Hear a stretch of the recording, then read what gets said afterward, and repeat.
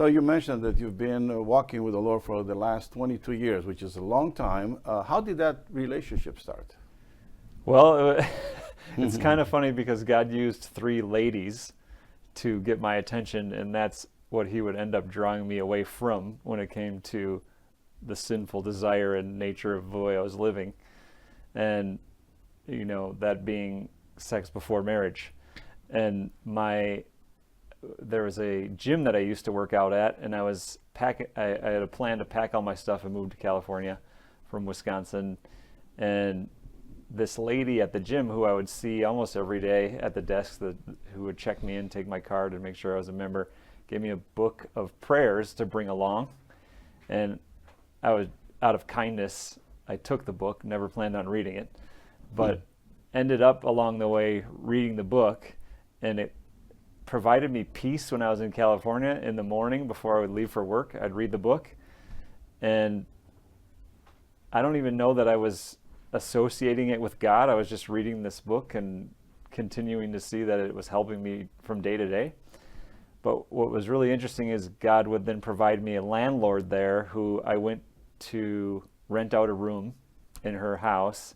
And when we sat down to talk about that possibility, she said, there is your story of coming out here with all of your belongings is the same story as mine, but I didn't come here alone. You're all alone. I came with my friends, and I want to help you out. I think God sends people into our lives for a reason.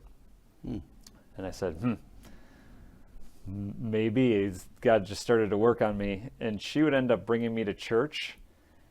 One time when I was there, eventually I ended up moving back to Wisconsin, and where it really took off was there was a movie being shot in what is now American Family rather than the Miller Park for our baseball stadium in Milwaukee. And they were shooting a movie. I was an extra amongst many others, and a beautiful woman was there. And I kept hitting on her, and no matter what I asked her, whether it was, do you have a man at home? Do you have a boyfriend? Every time I asked her a different type of question, she'd always reply with Jesus. I'm like, no, I'm talking about a real person. She'd say, yes, Jesus. She would not relent. And there was this break in shooting where she was sitting by herself, and God had sparked my curiosity.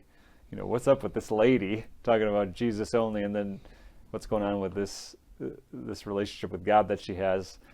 Went over and sat down and chatted with her and asked her, or told her that I had ventured after two areas of life, having just graduated from college and didn't want to go either way.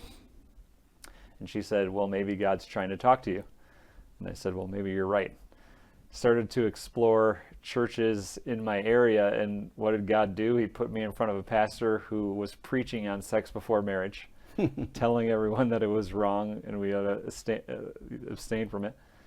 And I'm sitting there flipping through the Bible in the pew, trying to discredit what he's saying, never to find anything to any avail. I didn't know where to look or anything, but I didn't want to be disproved. But there he was telling me that. My aunt and uncle got wind of it, and they started to actually pick me up every week. They were at least 20 minutes from where I was living, and they'd come into the city, grab me, and take me out to this church in the suburbs. And what really got my attention was the pastor. He got up there and he said, you know what, I'm up here telling you all what not to do, but I've done these things. And I thought, wow, that's somebody who's real. I can get with that, because at that time, nobody could tell me what to do. That was just my arrogance. But he was such that I could receive from him. So I continued to attend, and that was the beginning of what became this amazing chapter of my life, walking for Jesus.